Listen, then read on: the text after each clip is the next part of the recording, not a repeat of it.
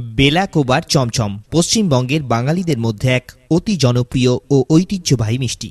এটি আসলে চমচমের একটি প্রকরণ।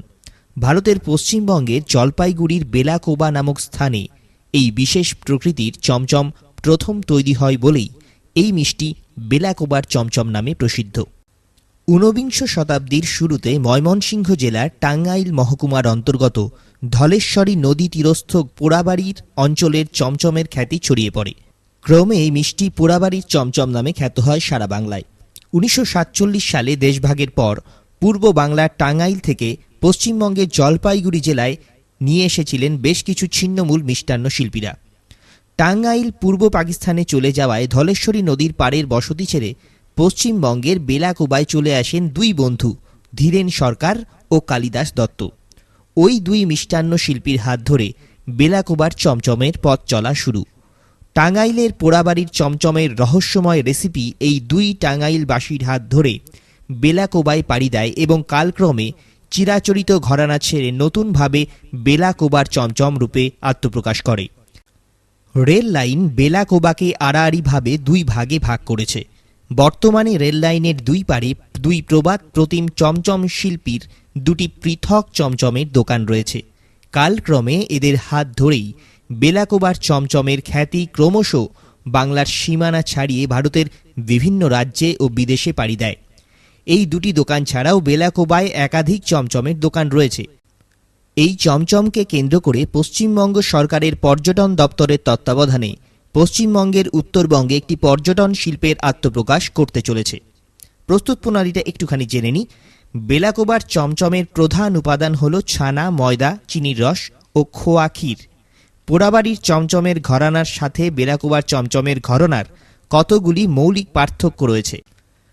পোড়াবাড়ির চমচমের বৈশিষ্ট্য হল কড়া পাক, কিন্তু বেলাকোবায় চমচমে কড়া পাকের সাথে যুক্ত হয় অধিক পরিমাণে ক্ষীর। পেল্লাই আকারের গোলাপি চমচমে বরফের কুচির মতো ছড়িয়ে দেওয়া হয় ক্ষীরের দানা। লোকমুখে বেলাকোবার চমচম নামে ছড়িয়ে পড়ল সেই মিষ্টান্ন। উত্তরবঙ্গ তথা পশ্চিমবঙ্গের সর্বত্রই বেলাকোবার চমচম জনপ্রিয়।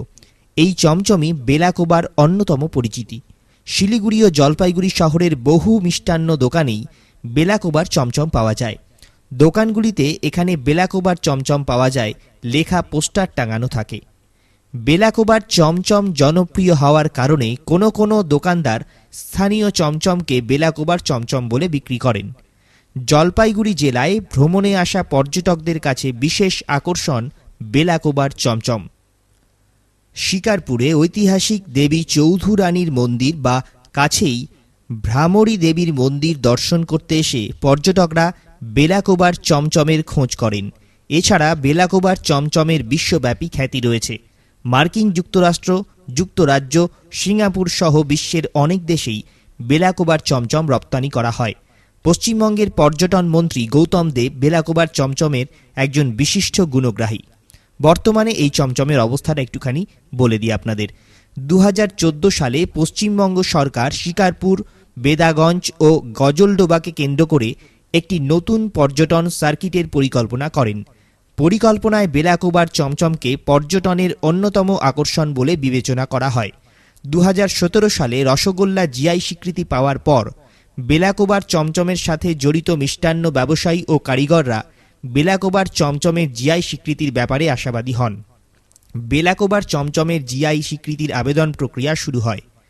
জলপাইগুড়ি জেলা প্রশাসনের পক্ষ থেকে পশ্চিমবঙ্গ খাদ্য প্রক্রিয়াকরণ দপ্তর ও জলপাইগুড়ি জেলা শিল্প কেন্দ্রকে চিঠি দিয়ে বলা হয় যে জিআই স্বীকৃতির ব্যাপারে উদ্যোগী হতে। এই পরিস্থিতিতে শিলিগুড়ির লিগ্যাল অ্যাড ফোরামের সহযোগিতায় বেলাকোবা নাগরিক সমিতির পক্ষ থেকে বেলাকোবায় নাগরিক কনভেনশন ডাকা হয়। কনভেনশনের পর বেলাকোবার নাগরিক সমিতির পক্ষ থেকে বেলাকোবার চমচমে জিআই স্বীকৃতি চেয়ে আবেদনপত্র জমা দেওয়া হয় জলপাইগুড়ি জেলার প্রশাসকের কাছে। পশ্চিমবঙ্গের পর্যটন মন্ত্রী গৌতম দেব বেলাকোবার চমচমের জিআই স্বীকৃতির পৃষ্ঠপোষকতা করার প্রতিশ্রুতি দেন। এতক্ষণ আমার কাছে আপনারা শুনলেন বেলাকোবার চমচমের গল্প। আমি সৌমেন পাল আপনাদের এই গল্প শোনালাম।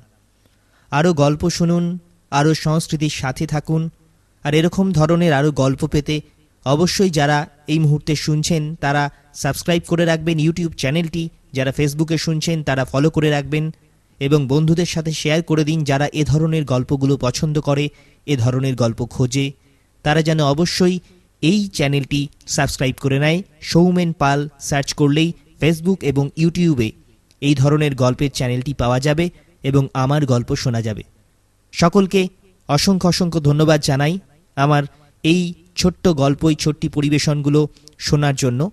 সাথে থাকুন, পাশে থাকুন এবং আমার এই গল্পগুলো শুনতে থাকুন। সকলকে অসংখ্য অসংখ্য ধন্যবাদ। সকলে ভালো থাকবেন, সুখী থাকবেন, সুস্থ থাকবেন, সংস্কৃতিতে থাকবেন।